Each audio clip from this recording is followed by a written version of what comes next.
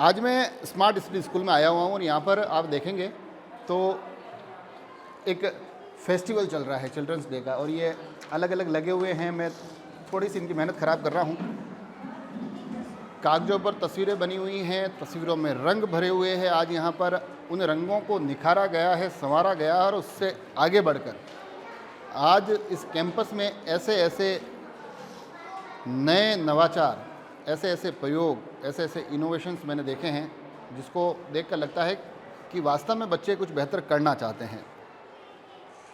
ये जो तस्वीरें हैं, ये जो अलग अलग प्रोजेक्ट हैं, इनके साथ साथ जो चीज़ें मैंने और देखी, जो यहाँ की जो प्रिंसिपल मैडम है पारुल जोशी, डॉक्टर पारुल जोशी, उन्होंने क्या कुछ बताया वो भी आप तक पहुँचाऊँगा। मगर कुछ इनोवेशंस ऐसे थे जिसमें कि बच्चों ने बताया कि पानी को प्योर कैसे रखा जा सकता है। कुछ में एग्रीकल्चर से रिलेटेड चीज़ें आई, कुछ में जो रोबोटिक थी वो आई, कुछ में मीडिया क्लब था। और ये भी मेरे को एक ऐसा सेगमेंट लगा जिसमें कि नन्हे मुन्ने बच्चे न केवल अपनी पसंद को, अपनी हॉबी को इन पन्नों पर उतार रहे हैं, बल्कि इन पन्नों के माध्यम से, इस स्कूल के माध्यम से उसको साकार भी कर रहे हैं, उसको जी रहे हैं। सबसे बढ़िया तो ये लग रहा है कि कोई बच्चों के ऊपर कोई ज़्यादा मेरे को दबाव नहीं दिखाया दे रहा। बड़े खुश होकर, बड़े आनंद मंगल मौज में। क्या नाम है आपका?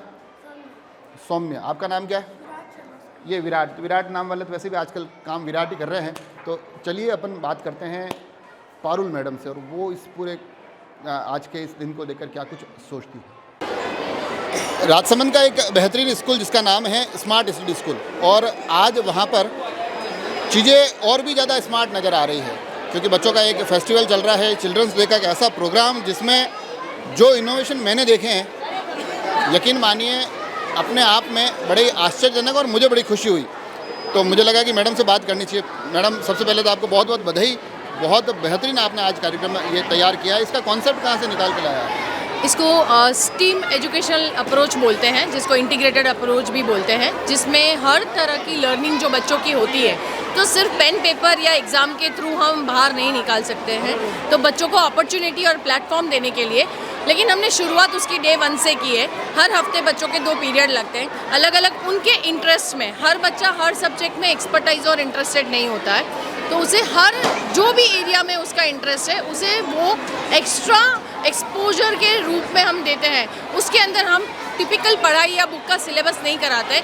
जो उनकी ब्रेन स्ट्रोमिंग होती है, क्रिएटिविटी होती है, जो उनके विचार होते हैं, थॉट होते हैं, आइडियाज़ होते हैं, जो सुप्रीम होते हैं, जिसको हम बहुत अंडर एस्टिमेट करते हैं कि ये तो छोटा बच्चा है, नहीं कर पाएगा, पर उनके पास ट्रिमेंडस आइडियाज़ होते हैं। उसी आइडिया को वो एक्सपोज करें और वो एक्सप्लोरेशन में उनको इनोवेशंस करने का मौका मिले, और वो सारी चीज़ें वो हम हमेशा करते रहते थे।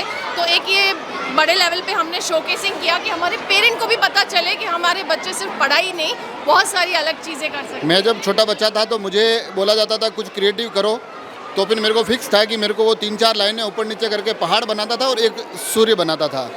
आज मैं यहाँ आके देख रहा हूँ बच्चे पहाड़ बना नहीं रहे हैं। बच्चे पहाड़ों को कैसे बचाना है, कैसे नेचर को बचाना है, कैसे पानी प्यूरिफाई हो सकता है, कैसे चीज़ें टेक्नोलॉजी से कनेक्ट हो सकती है, ये इतने सारे इनोवेशन इन बच्चों से ये कनेक्ट हो रहे हैं। ये कैसे कर दिखाया आपने?